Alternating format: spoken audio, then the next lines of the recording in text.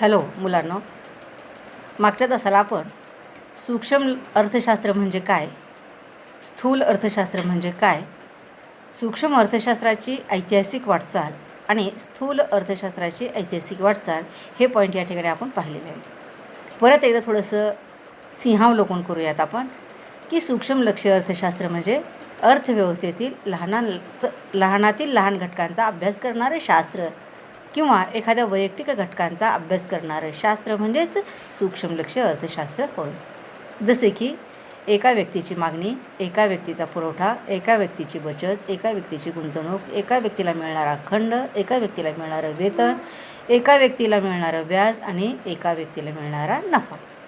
तसेच स्थूल अर्थशास्त्र म्हणजे काय, तर ज्या अर्थशास्त्रामध्ये संपूर्ण अर्थव्यवस्थेचा अभ्यास केला जातो त्याला म्हटलं जातं स्थूल अर्थशास्त्र. जसे की एकूण मागणी, एकूण पुरवठा, एकूण बचत, एकूण गुंतवणूक, एकूण खंड, एकूण वेतन, एकूण व्याज, एकूण नफा. अशा पद्धतीनं आपण सूक्ष्म लक्ष्य अर्थशास्त्र आणि स्थूल लक्ष्य अर्थशास्त्र हे पाहिलेलं आहे. आता या ठिकाणी आपण पाहूयात सूक्ष्म अर्थशास्त्राची व्याप्ती. आता सूक्ष्म अर्थशास्त्राची जी व्याप्ती आहे ती आपल्याला खालील तक्त्याद्वारे चांगल्या पद्धतीने स्पष्ट करता येते. आपल्या पुस्तकामध्ये एक तक्ता दिलेला आहे आणि त्या तक्त्यावरून आपल्याला सूक्ष्म लक्ष्य अर्थशास्त्राची व्याप्ती ही अतिशय चांगल्या पद्धतीनं स्पष्ट करता येते. की सूक्ष्म लक्ष्य अर्थशास्त्राच्या व्याप्तीचे पहिल्यांदा आपल्याला 3 भाग पडलेले दिसून येतात. पहिला भाग आहे तो वस्तूंच्या किंमत निश्चितीचे सिद्धांत. दुसरा भाग आहे उत्पादन घटकांच्या किंमत निश्चितीचे सिद्धांत आणि तिसरा भाग आहे तो आर्थिक कल्याणाचे सिद्धांत. असे एकूण मुख्य किती भाग पडले आपले? 3. आता त्यामध्ये पहिला जो भाग आहे तो आहे वस्तूच्या किंमत निश्चितीचे सिद्धांत. आता या वस्तूच्या किंमत निश्चितीच्या सिद्धांतामध्ये कशाचा अभ्यास केला तो, तर मागणीचे विश्लेषण आणि पुरवठ्याचे विश्लेषण. आता मागणीचे विश्लेषण म्हणजेच अर्थातच मागणी आली म्हणजे उपभोक्ता आला, कारण उपभोक्ता वस्तूची मागणी करतो. मग तो कोणत्या पद्धतीनं मागणी करतो, कोणत्या किमतीला मागणी करतो, कशा पद्धतीनं मागणी करतो, मागणी कमी करतो का जास्त करतो, एक व्यक्ती मागणी करतो का अनेक व्यक्ती मागणी करतात, या सर्वांचा अभ्यास आपल्याला या मागणीच्या विश्लेषणामध्ये करता येतो. तर दुसरा भाग आहे तो पुरवठ्याचे विश्लेषण. आता पुरवठ्याचे विश्लेषण म्हणजेच कुणाशी निगडीत आलं, उत्पादकाशी निगडीत आलं. मग एखादा उत्पादक वस्तूचा पुरवठा कधी करतो, त्याची किंमत कमी आहे का जास्त आहे हे कसं पाहतो तो, आणि त्याचबरोबर पुरवठा करत असताना अनेक घटकांचा तो या ठिकाणी विचार करत असतो. आणि म्हणून वस्तूच्या किंमत निश्चितीच्या सिद्धांतामध्ये मागणीचे विश्लेषण आणि पुरवठ्याचे विश्लेषण म्हणजेच उपभोक्ता आणि उत्पादक या दोघांचा या ठिकाणी विचार केला जातो. तर उत्पादन घटकांच्या किंमत निश्चितीचे सिद्धांत हा दुसरा पॉईंट आहे किंवा हा दुसरा घटक आहे. तर या उत्पादन घटक आपले किती आहेत, आपण 11वीच्या वर्षामध्ये पाहिलेलं आहे. तर उत्पादनाचे घटक आहेत आपले 4. 1 भूमी, 2 श्रम, 3 भांडवल आणि 4 संयोजन. आता हे उत्पादनाचे 4 घटक जे आहेत या 4 घटकांना मिळणारा मोबदला कसा आहे पहा. की भूमीला खंड दिला जातो, श्रमाला वेतन दिलं जातं, भांडवलाला व्याज दिलं जातं, तर राहता राहिला आपला संयोजकाला मिळणारा असतो तो नफा. मग ह्या उत्पादन घटकांच्या किमती कशा ठरतात, म्हणजेच की भूमीचा खंड कसा निश्चित केला जातो, श्रमिकाचं वेतन कसं निश्चित केलं जातं, संयोजकाला मिळणारं व्याज हे कसं ठरवलं जातं, तर संयोजकाला मिळणारा नफा हा कसा मिळतो, याचा अभ्यास या उत्पादन घटकांच्या किंमत निश्चितीच्या सिद्धांतामध्ये केला जातो. आता तिसरा जो घटक आहे म्हणजे तिसरा जो भाग आहे सूक्ष्म अर्थशास्त्राच्या व्याप्तीचा तो म्हणजेच आर्थिक कल्याणाचे सिद्धांत.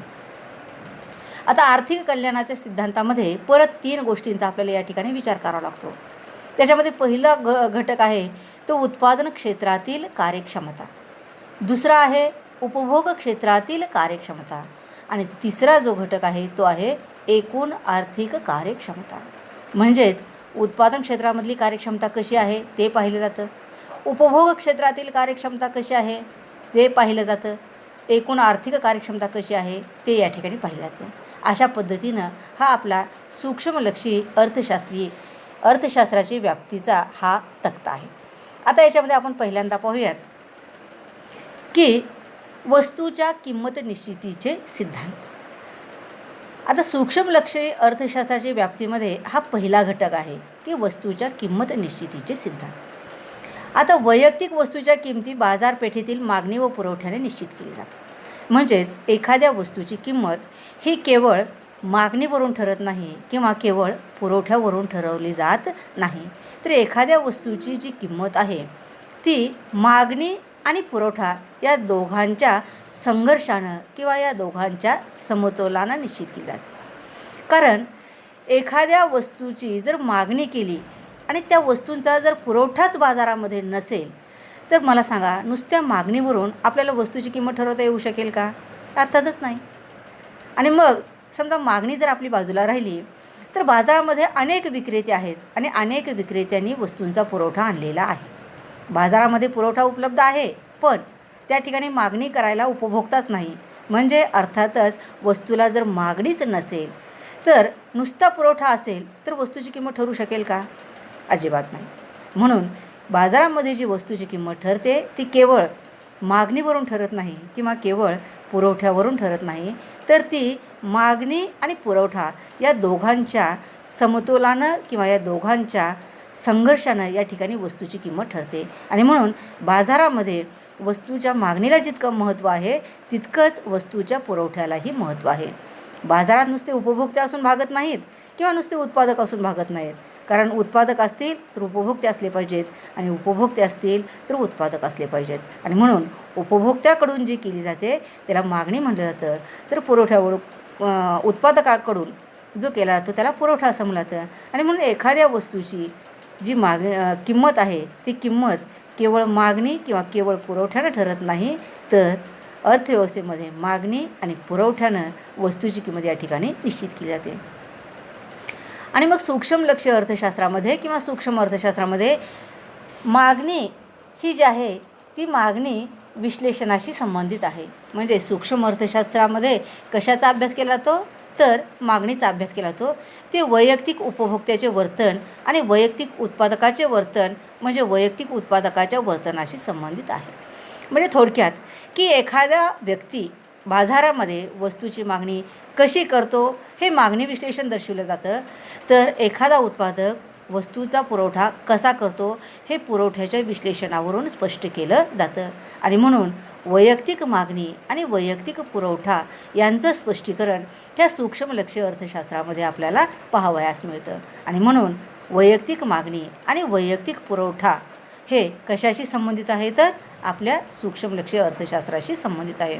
म्हणजे सूक्ष्मलक्षी अर्थशास्त्रामध्ये वैयक्तिक उत्पादक आणि वैयक्तिक उपभोक्ता यांचं वर्तन कसं असतं त्या वर्तनाचा अभ्यास या सूक्ष्मलक्षी अर्थशास्त्रामध्ये केला जातो. आणि या दोघांच्या वर्तनावरून म्हणजेच उपभोक्त्याची मागणी आणि उत्पादकाचा पुरवठा म्हणजे मागणी आणि पुरवठ्याच्या समतोलानं वस्तूची किंमत कशी ठरते याचा अभ्यास या सूक्ष्मलक्षी अर्थशास्त्रामध्ये पाहावयास मिळतो.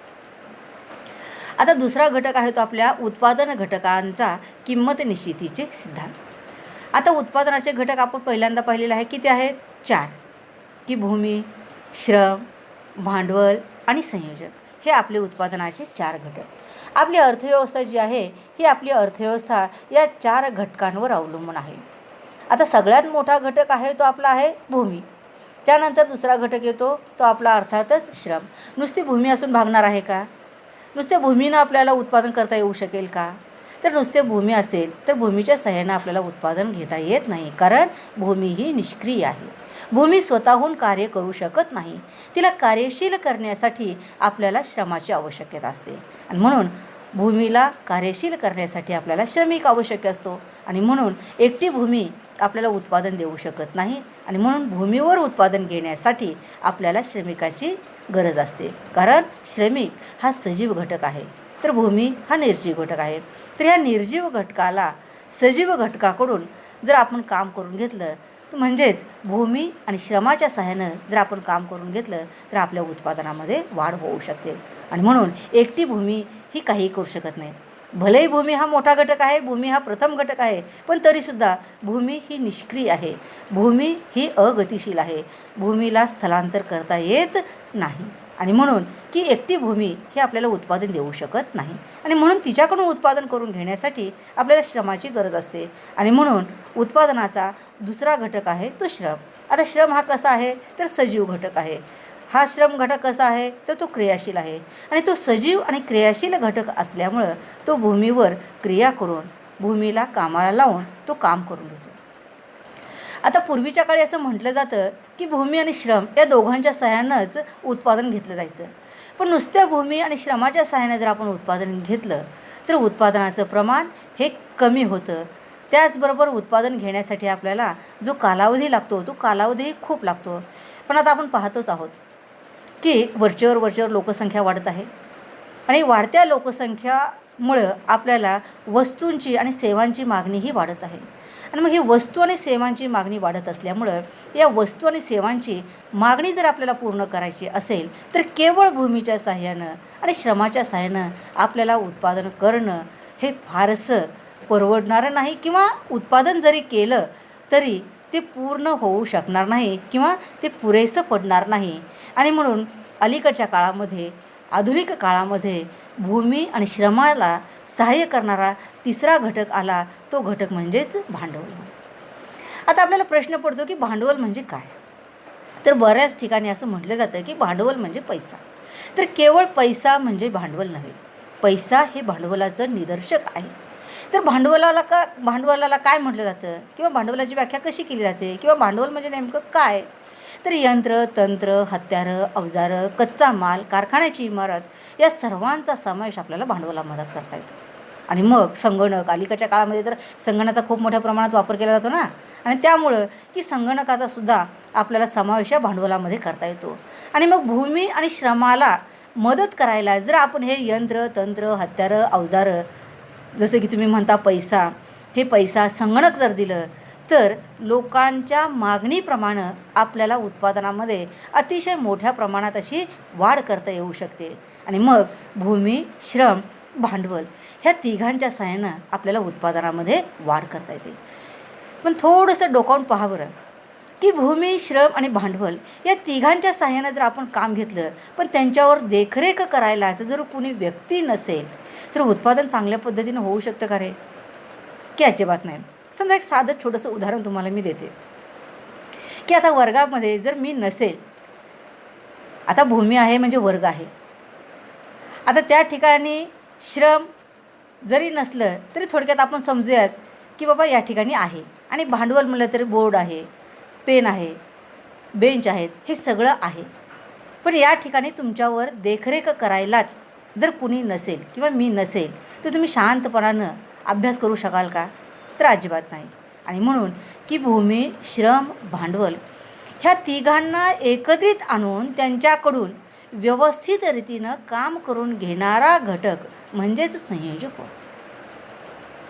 की संयोजक जर अर्थव्यवस्थेमध्ये नसेल तर विद्यार्थ्यांनो थोडक्यात गाढवांचा गोंधळ आणि लाटांचा सुकाळ व्हायला वेळ लागणार नाही. आणि म्हणून अर्थव्यवस्थेमध्ये अनन्यसाधारण असं महत्त्व ह्या संयोजकाला अलीकडच्या काळामध्ये प्राप्त झालेलं आहे.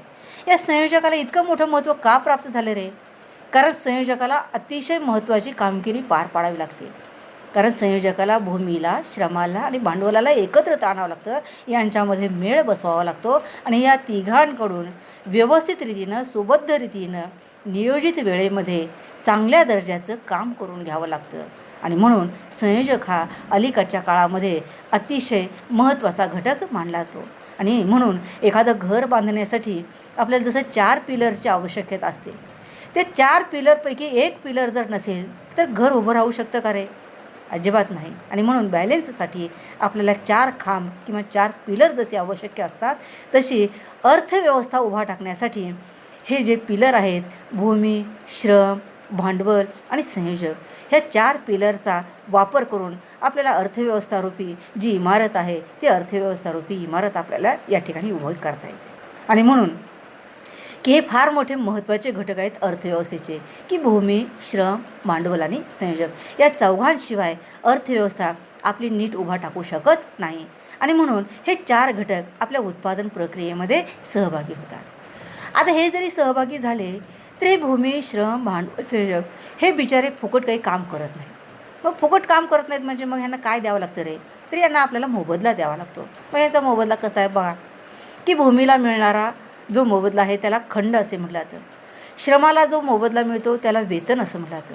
भांडवलाला जो मोबदला मिळतो त्याला व्याज असं म्हटलं जातं. आणि या तिघांना मोबदले देऊन जे शिल्लक राहतं, जे उर्वरित राहतं, जे मागं राहतं, ते मागं राहिलेलं जे घटक असतो त्याला या ठिकाणी नफा असा म्हटला जातो. मग आता हा नफा कधी धन असतो, कधी ऋण असतो, तर कधीही तो शून्य असतो, पण काही ना काही स्वरूपामध्ये त्याला तो मिळत असतो. म्हणून उत्पादन घटकांचे घटक किती आहेत आपले उत्पादनाचे घटक 4: भूमी, श्रम, भांडवल आणि संयोजक. मग यांना मिळणारे मोबदले म्हणजेच यांची किंमत काय आहे? भूमीला मिळणारा खंड, श्रमाला मिळणारं वेतन, भांडवलाला मिळणारं व्याज आणि संयोजकाला मिळणारा नफा. तर ह्या भूमीचा खंड, श्रमाचं वेतन, भांडवलाचं व्याज आणि संयोजकाचा नफा कसा ठरवला जातो किंवा यांची किंमत कशी निश्चित केली जाते याचा अभ्यास आपल्याला या सूक्ष्म लक्ष्य अर्थशास्त्रामध्ये करता येतो. आणि म्हणून उत्पादन घटकांच्या किंमत निश्चितीच्या सिद्धांताचा अभ्यास देखील या सूक्ष्म लक्ष्य अर्थशास्त्रामध्ये केला जातो. आता तिसरा जो घटक आहे तो आहे आर्थिक कल्याणाचे सिद्धांत. आता आर्थिक कल्याणाचा अभ्यास हा प्रामुख्यानं साधन सामग्रीच्या कार्यक्षम वाटपाशी संबंधित आहे. अर्थव्यवस्थेमध्ये जी साधन सामग्री उपलब्ध आहे, असं म्हटलं जातं की भारतामध्ये खूप मोठ्या प्रमाणामध्ये साधन सामग्री उपलब्ध आहे. पण ही उपलब्ध असलेली साधन सामग्री ही जैसे थे अवस्थेमध्ये जर आपण ठेवली तर देशाचा विकास होणार नाही आणि त्याचबरोबर आर्थिक कल्याण जे आहे ते आर्थिक कल्याणही साध्य होणार नाही. तर ही जी साधन सामग्री आहे या साधन सामग्रीचा कार्यक्षम रीतीनं आपल्याला वाटप करता आलं पाहिजे.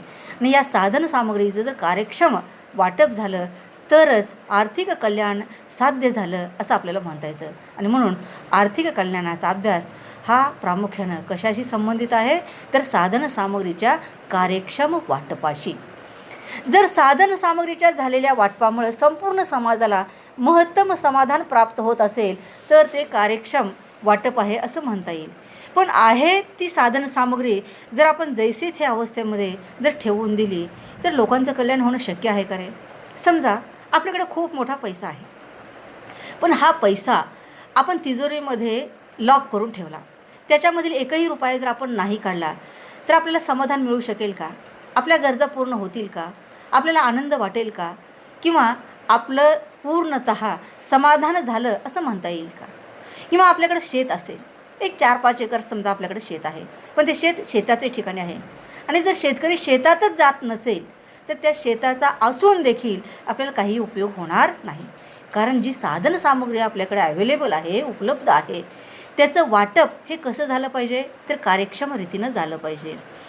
जे शेत असेल, घरदार असेल, जमीन जुमला असेल, गुरंढोरं असतील, ऊन वारा पाऊस पाणी वीज, ही जी साधन सामग्री आपल्याकडे उपलब्ध आहे, दर्या डोंगर नदी नाले समुद्र, ही जी साधन सामग्री आहे ही साधन सामग्री आहे त्या ठिकाणी तशीच ठेवून भागणार नाही. आणि ती जर तशीच ठेवली तर आर्थिक कल्याण साध्य होणार नाही. ही जी नैसर्गिक साधन संपत्ती आहे, ही साधन सामग्री आहे, ह्याचं वाटप आपल्याला करायला पाहिजे. मग ते वाटप करत असताना देखील आपण एखाद्यालाच जर दिलं तर फक्त एखाद्याच व्यक्तीचं कल्याण होईल आणि बाकीच्या घटकांचा किंवा बाकीच्या व्यक्तीचं कल्याण होणार नाही. आणि म्हणून जो पैसा आहे, ही जी साधन सामग्री आहे, त्याचं वाटप आपल्याला कसं झालं पाहिजे तर त्याचं वाटप कार्यक्षम रीतीनं झालेलं पाहिजे.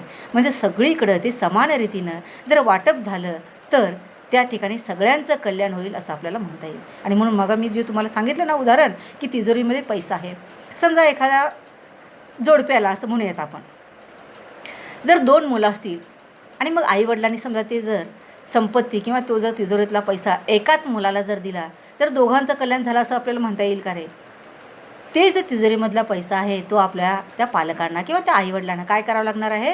समान पद्धतीनं दोघांनाही वाटून द्यावं लागणार आहे, म्हणजेच त्या दोघांचंही कल्याण होईल. समजा आता 4-5 एकर शेत आहे, आपण म्हणलं ठीक आहे की 4 एकर शेत आहे त्या जोडप्याला, असं आपण गृहीत धरूयात. तर ते 4 एकर शेत जर त्या आईवडिलांनी एकाच मुलाला दिलं तर आर्थिक कल्याण साध्य झालं किंवा त्याला महत्तम समाधान मिळालं असं आपल्याला म्हणता येईल का? तर अजिबात म्हणता येणार नाही. ते जे 4 एकर जमीन आहे, ते जे 4 एकर शेत आहे, ते 4 एकर शेतातलं 2-2 एकर जमीन जर त्या 2 मुलांना वाटलं गेलं तर त्या दोघांचंही कल्याण होईल. मग हे झालं एखाद्या वैयक्तिक कुटुंबाचं. तसंच अर्थव्यवस्थेमध्ये हजारो लाखो एकर जमीन आहे अनेक प्रकारची साधनसंपत्ती साधनसामुग्री आपल्याकडे उपलब्ध आहे. ती अनेक प्रकारची साधनसंपत्ती जर एखाद्याच घटकाला किंवा एखाद्याच राज्याला जर आपण दिली तर फक्त त्याचाच विकास होऊ शकतो, बाकीच्या घटकाचा बाकीचा राज्याचा विकास होणार नाही. आणि म्हणून ही अर्थव्यवस्थेमध्ये जी साधनसामुग्री अवेलेबल आहे, उपलब्ध आहे, त्याचं वाटप करायचं. पण ते वाटप करत असताना अशा पद्धतीनं करायला पाहिजे की ते संपूर्ण समाजाला मिळालं पाहिजे आणि त्या वाटपामुळं संपूर्ण समाजाला त्याचं महत्तम समाधान प्राप्त करता आलं पाहिजे. तरच आपलं आर्थिक कल्याण झालं असं साध्य म्हणता येईल. आणि म्हणून साधनांच्या कार्यक्षम वाटपामुळं समाजाचे जास्तीत जास्त आर्थिक कल्याणाचं उद्दिष्ट साध्य होतं. दुसऱ्या शब्दामध्ये असं म्हणता येतं की आर्थिक कार्यक्षमतांचा अभ्यास या ठिकाणी आपल्याला करता येतो. आता आर्थिक कल्याणाच्या सिद्धांतामध्ये आर्थिक कार्यक्षमतेचा विचार केलेला आहे. आता ही आर्थिक कार्यक्षमता कशा पद्धतीनं आहे, तर परत आर्थिक कार्यक्षमतांचा विचार हा 3 प्रकारांना आपल्याला करता येतो. त्यामध्ये पहिला आहे ते उत्पादन क्षेत्रातील कार्यक्षमता, दुसरं आहे उपभोगाच्या क्षेत्रातील कार्यक्षमता आणि तिसरी कार्यक्षमता आहे ती एकूण आर्थिक कार्यक्षमता. म्हणजे आर्थिक कल्याण साध्य झालेलं आहे का नाही हे जर आपल्याला पडताळून पाहायचं असेल तर त्या ठिकाणी आपल्याला आर्थिक कार्यक्षमतांचा विचार करायला पाहिजे. आणि आर्थिक कार्यक्षमतेचा विचार किती प्रकाराने करता येतो आपल्याला? 3 प्रकाराने. परत एकदा पाहूयात आपण. उत्पादन क्षेत्रातील कार्यक्षमता, 2 उपभोगाच्या क्षेत्रातील कार्यक्षमता आणि तिसरं आहे ते एकूण आर्थिक कार्यक्षमता. तर आपण पहिली कार्यक्षमता पाहूयात, उत्पादन क्षेत्रातील कार्यक्षमता. आता उत्पादन क्षेत्रातील कार्यक्षमता म्हणजेच काय, तर उत्पादन क्षेत्रातील कार्यक्षमता म्हणजे उपलब्ध साधन सामग्रीच्या मदतीने जास्तीत जास्त उत्पादन घडवून आणणे. की मग मी तुम्हाला सांगितलं की आपल्याकडं नद्या, नाले, ऊन, वारा, पाऊस, डोंगर, दऱ्या, खोऱ्या, खनिज संपत्ती, जमीन ही मोठ्या प्रमाणात उपलब्ध आहे. तर ही जी उत्पादन सामग्री आपल्याकडं उपलब्ध आहे, या साधन सामग्रीच्या मदतीनं आपल्याला जास्तीत जास्त उत्पादन घडवून आणायला पाहिजे की जेणेकरून आपली उत्पादन क्षेत्रातील कार्यक्षमता वाढवता येईल. आणि जर आपली उत्पादन क्षेत्रातील कार्यक्षमता जर वाढली तरच आपलं आर्थिक कल्याण साध्य झालं असं आपल्याला म्हणता येईल. नाही तर उपलब्ध साधन सामग्री आहे पण त्याच्यामुळं जर आपल्याला जास्तीत जास्त जर उत्पादन घडवूनच आणता येत नसेल आणि ते लोकांपर्यंत जर पोहोचवता येत नसेल तर आर्थिक कल्याण साध्य झालं असं आपल्याला म्हणता येत नाही. आणि म्हणून आर्थिक कल्याण जर आपल्याला साध्य करायचं असेल तर उत्पादन क्षेत्रातील कार्यक्षमता आपल्याला वाढवली पाहिजे. आणि उत्पादन क्षेत्रातील कार्यक्षमता वाढवायची म्हणजेच उपलब्ध जी साधनसामग्री आहे, उपलब्ध जी नैसर्गिक साधनसंपत्ती आहे तिच्या मदतीनं आपल्याला जास्तीत जास्त उत्पादन घडवून आणायला पाहिजे. म्हणजे जमिनीतलं शेतजमिनीचं जे उत्पादन आहे ते शेतजमिनीचं उत्पादन आपल्याला वाढवलं पाहिजे.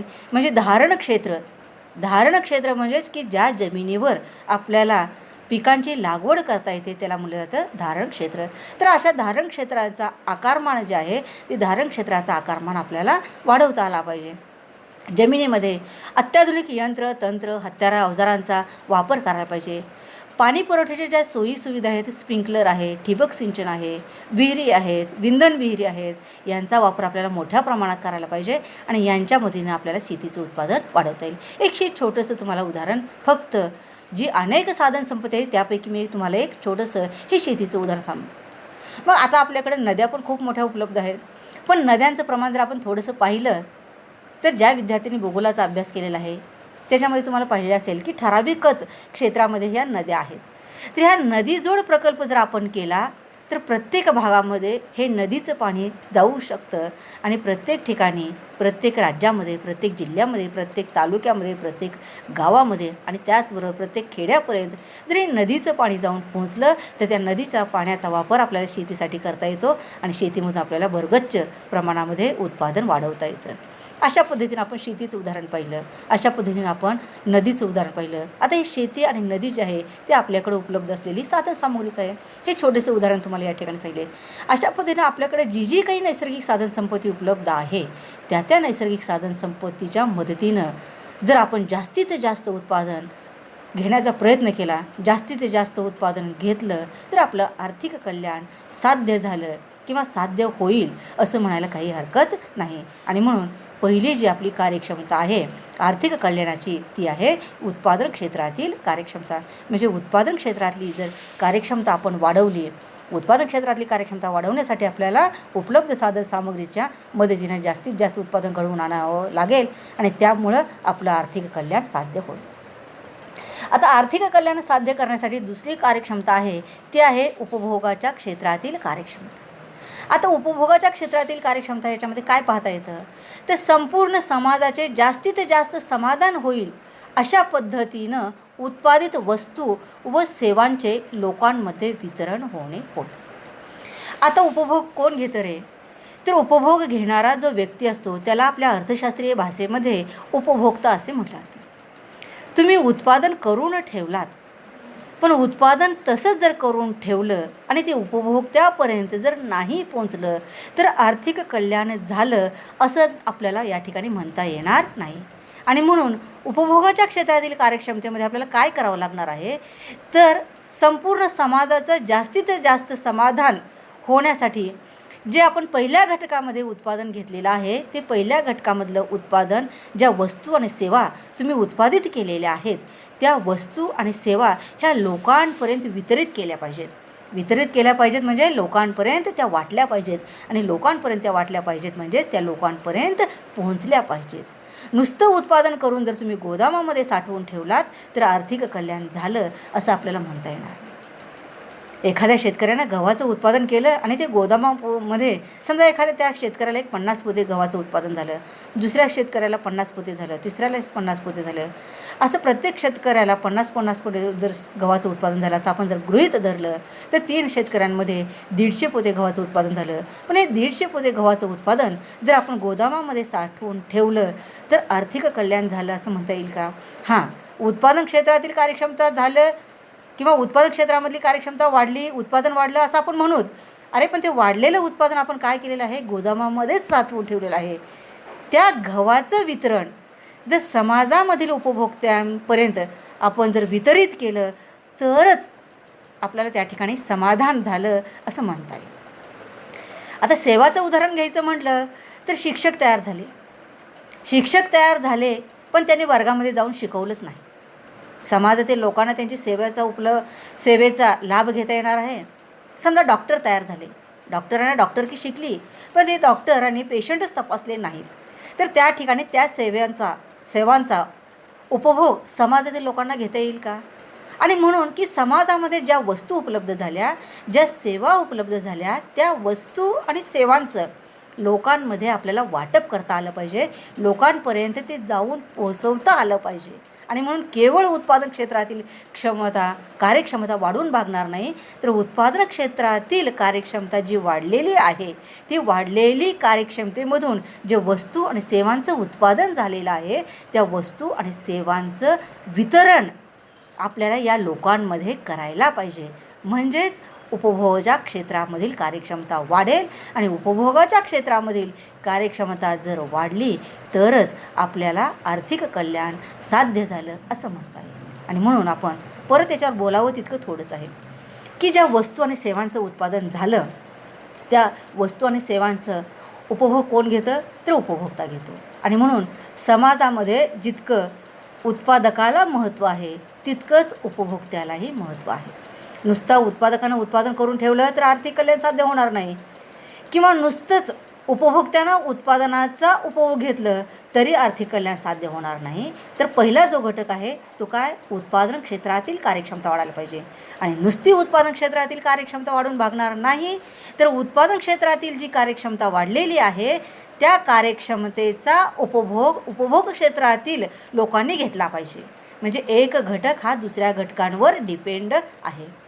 आणि म्हणून उपभोगाच्या क्षेत्रामधील कार्यक्षमता वाढवणं म्हणजेच आपल्याला काय करायला पाहिजे रे त्या ठिकाणी, तर वस्तू आणि सेवांचं जे उत्पादन झालेलं आहे पहिल्या घटकामध्ये ते दुसऱ्या घटकामध्ये आपल्याला काय करायचं आहे, तर ते लोकांपर्यंत वितरित करायचं आहे म्हणजेच वाटायचं आहे.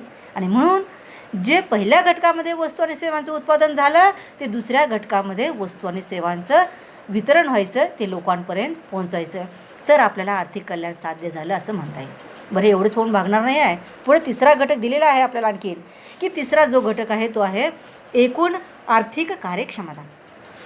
आता एकूण आर्थिक कार्यक्षमतामध्ये काय आहे, तर लोकांना सर्वाधिक प्राधान्याने हवे असणाऱ्या वस्तूंचे उत्पादन होणे. एकच ओळ आहे, पण खूप मोठा मतितार्थ या ओळीमध्ये दडलेला आहे किंवा लपलेला आहे. की पहिल्या घटकामध्ये आपण उत्पादन केलं, दुसऱ्या घटकामध्ये आपण वितरण केलं, पण हे उत्पादन केलेलं, वितरण केलेलं वस्तू जर लोकांना हव्याच नसतील, तर उत्पादन होऊन आणि त्याचं वितरण होऊन सुद्धा आर्थिक कल्याण झालं असं आपल्याला अजिबात म्हणता येणार नाही. कारण लोकांच्या आवडी निवडी, चाली रीती, रूढी, परंपरा, अभिरुची या सगळ्या वेगवेगळ्या आहेत. आपल्याकडे एक मराठीमध्ये म्हण आहे की व्यक्ती तितक्या प्रकृती. प्रत्येक व्यक्तीचे स्वभाव वैशिष्ट्य हे वेगवेगळे आहेत. प्रत्येकाच्या आवडीनिवडी ह्या वेगवेगळ्या आहेत. प्रत्येकाच्या चाली रीती, रूढी, परंपरा ह्या वेगवेगळ्या आहेत. आणि मग आपल्याला जर एखादी वस्तू आवडतच नसेल, तर त्याचं उत्पादन होऊन ते बाजारामध्ये वस्तू येऊन सुद्धा आपल्याला काही उपयोग होणार नाही. भले आपल्याला गरजा भागवायच्या म्हणून आपण वस्तू आणि सेवा घेऊत, पण त्या ठिकाणी आपलं समाधान झालं असं मात्र मुळीच म्हणता येणार नाही. तुम्ही बाजारामध्ये वस्तू खरेदी करायला जाता, मग दुकानदाराने तुम्हाला वस्तू दिली तर काहीही न बघता तुम्ही लगेच ती वस्तू खरेदी करता का रे? नाही, मला ही आवडली नाही, दुसरी दाखवा, ही नको, तिसरी दाखवा, ती नको, ती नाही. एखाद्या वेळेस जर तुम्हाला त्या दुकानामध्ये वस्तू पसंतच नाही पडली, तर भलेही तुम्ही ते दुकान तसंच सोडून देता आणि दुसऱ्या दुकानामध्ये जाता. जोपर्यंत तुम्हाला वस्तू आवडत नाही तोपर्यंत तुम्ही वस्तूची खरेदी करत नाही, कारण तुम्हाला हव्या असणाऱ्या वस्तूच तुम्हाला पाहिजे असतात. आणि म्हणून बघा की आपण मागं पाहिलं ना की उत्पादन क्षेत्रातील कार्यक्षमता, उपभोगाच्या क्षेत्रातील कार्यक्षमता आणि म्हणून ह्या दोन्ही क्षेत्रातील कार्यक्षमता असूनसुद्धा आर्थिक कल्याण झालं असं आपल्याला म्हणता येणार नाही. केव्हा आर्थिक कल्याण झालं असं म्हणता येईल?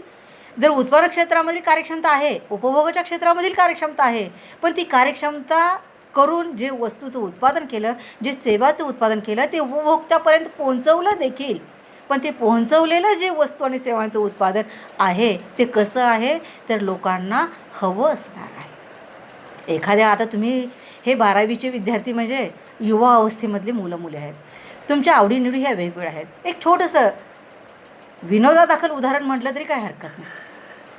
तुम्ही आता मुलं जे आहेत, हे मुलं जीन्सची पॅन्ट आणि टी शर्टची मागणी करता. तुम्हाला हवी काय आहे? जीन्सची पॅन्ट आणि टी शर्ट. समजा बाजारामध्ये नेहरू कुर्ता आहे, धोतर आहे.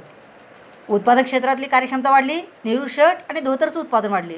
उपभोगाच्या क्षेत्रातील कार्यक्षमता म्हणजे काय? वस्तू आणि सेवांचं उत्पादन घडवून आणलं, म्हणजे धोतरांचं उत्पादन वाढलं, नेहरू शर्टचं उत्पादन वाढलं. आता तिसरी कार्यक्षमता काय आहे? एकूण आर्थिक कार्यक्षमता म्हणजे की लोकांना सर्वाधिक प्राधान्यानं हव्या असणाऱ्या वस्तू. तुम्हाला हव्या आहेत का रे त्या वस्तू?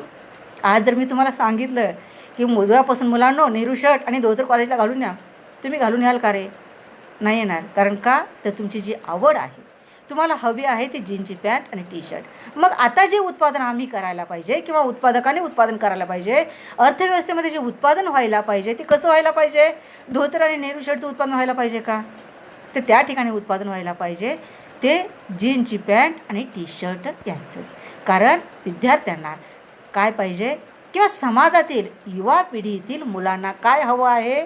तर जीन्सची पॅन्ट आणि टी शर्ट. जर जीन्सची पॅन्ट आणि टी शर्ट यांचं उत्पादन जर झालं तर तुम्ही त्या ठिकाणी समाधानी राहाल आणि मग तुमचं आर्थिक कल्याण साध्य झालं असं म्हणता येईल. समजा जीन्सची पॅन्ट आणि टी शर्टचं उत्पादनच नाही झालं, नेहरू शर्ट आणि धोतर झालं. आता नाविलाज म्हणून तुम्ही ते खरेदी कराल, पण तुमचं कल्याण झालं असं मात्र म्हणता येणार नाही. कारण ती वस्तू तुम्हाला नको आहे. गरज म्हणून तुम्ही ती वस्तू खरेदी कराल, पण ती वस्तू तुम्हाला हवी नको आहे. आणि म्हणून मग कल्याण कधी साध्य झालं म्हणता येतं रे? तर जे लोकांना हव्या वस्तू आहेत, ज्या लोकांना पाहिजे आहेत, ज्या लोकांच्या आवडीनिवडीनुसार आहेत, त्या वस्तूंचं आणि त्या सेवेचं जर उत्पादन झालं आणि त्याचा जर लोकांनी उपभोग घेतला तरच आर्थिक कल्याण साध्य झालं असं आपल्याला म्हणता येतं.